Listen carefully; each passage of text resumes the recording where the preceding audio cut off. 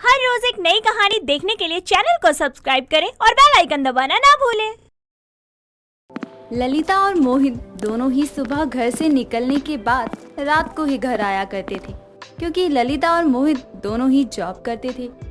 मोहित अपनी गाड़ी से ललिता को ऑफिस छोड़ दिया करता था, लेकिन एक रोज रात के 8 बजे जब मोहित घर पहुंचता है तो वो देखता है कि उसके घर पर ताला लगा हुआ है, जबकि उसकी पत्नी ललिता 7 बजे ही घर आ जाया करती थी।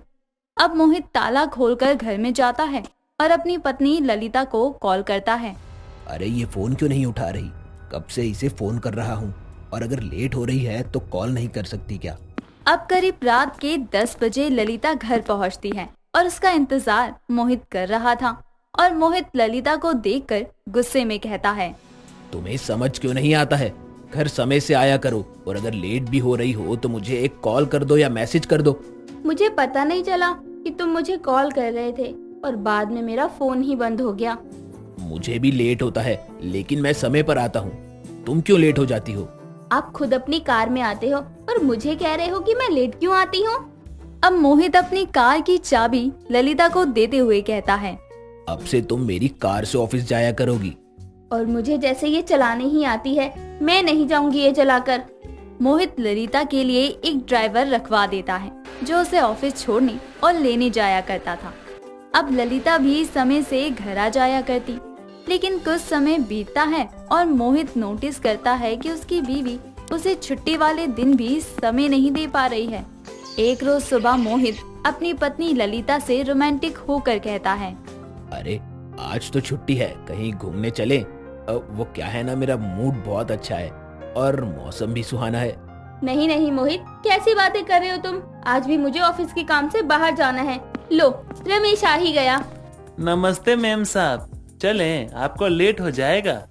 तुमने मुझे रात में क्यों नहीं बताया कि तुम्हें आज भी ऑफिस जाना है? अरे मुझे बोल देती, मैं आज तुम्हें ले जाता। रमेश को क्यों बुलाया? तुम कितने सवाल करते हो, बस भी करो। मुझे निकलना है, मैं रमेश के लिए कॉफी बना दूं, उसे कॉफी पसंद है। क्या मतलब कॉफी पसंद है? अब तुम नौकरों की पसंद नापसंद का भी ख्याल रखने लगी हो। बहुत समय बिता रही हो ना इसके साथ। बस अपने पति की पसंद नापसंद का ख्याल रखना भूल जाती हो तुम।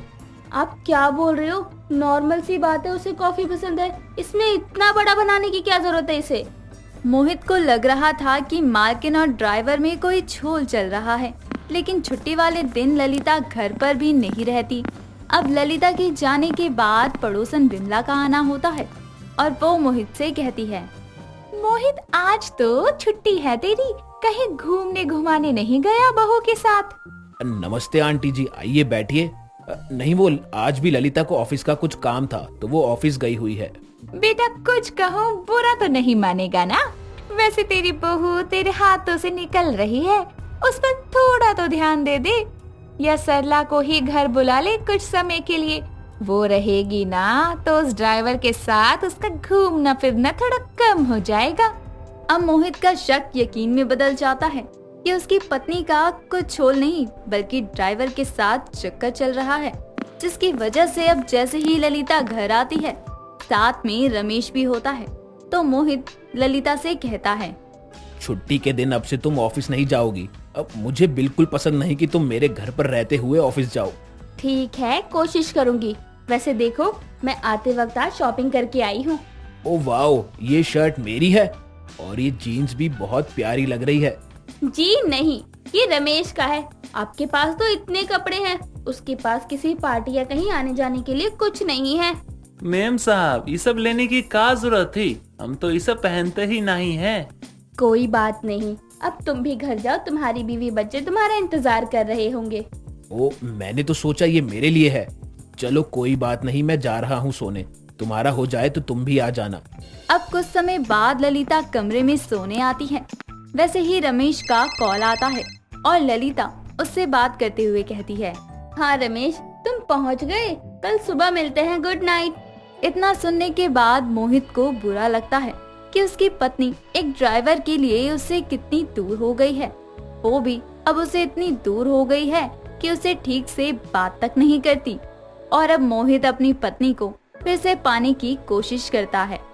अगली सुबह ही मोहित ललिता के लिए ब्रेकफास्ट बनाकर रखता है और जैसे ही ललिता उठती है वैसे ही मोहित अपनी पत्नी के लिए टेबल पर खाना लगा देता है। ये देखकर ललिता अपने पति से कहती है, क्या बात है, आज मेरे उठने से पहले तुमने ब्रेकफास्ट तैयार कर लिया?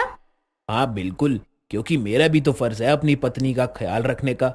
जिम्मेदारियां जल्दी समझ नहीं आ गई तुम्हें? वैसे अच्छा है, मुझे मेड लाने की जरूरत नहीं पड़ेगी।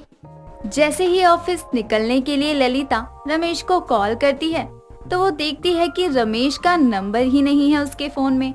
और ये देखकर ललिता अपने पति मोहित से कहती है, सुनो, रमेश का नंबर हो तो दे दो मुझे, फोन में उसका नंबर नहीं मिल रहा। अब से मैं ही तुम्हें लेने जाऊंगा और छोड़ने भी, क्योंकि हम थोड़ा समय तो साथ में बिता ही सकते हैं। बिताने को बहुत समय था, लेकिन अब वो समय कहाँ रहा। मोहित, मैं खुद चली जाऊंगी, तुम मेरी चिंता ना करो। नहीं, तुम सिर्फ मेरे साथ मेरी ही कार में जाओगी। अब मोहित अपनी पत्नी को ऑफिस छोड़ने और लाने भी जाने लगा और उसके साथ काफी ज्यादा समय बिताता।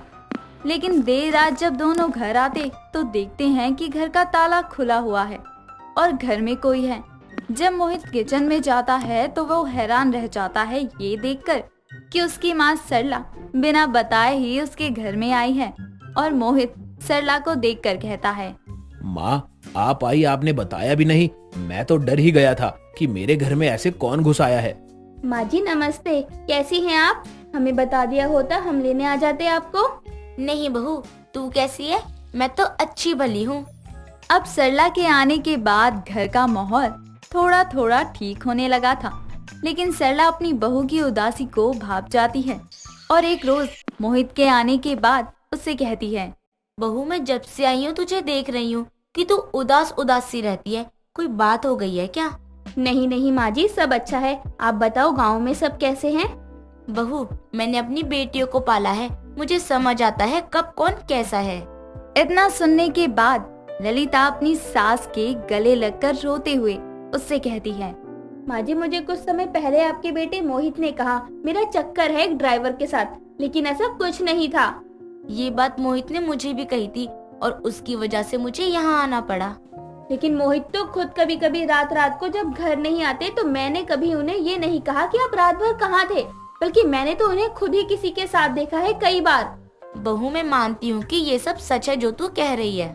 माँ जी, आपको कैसे पता ये सच है? किसने बताया ये सब आपको? खुद मोहित ने कहा है ये सब मुझे, और अब वो इस बात का पछतावा कर रहा है कि उसे एहसास है अपनी गलती का।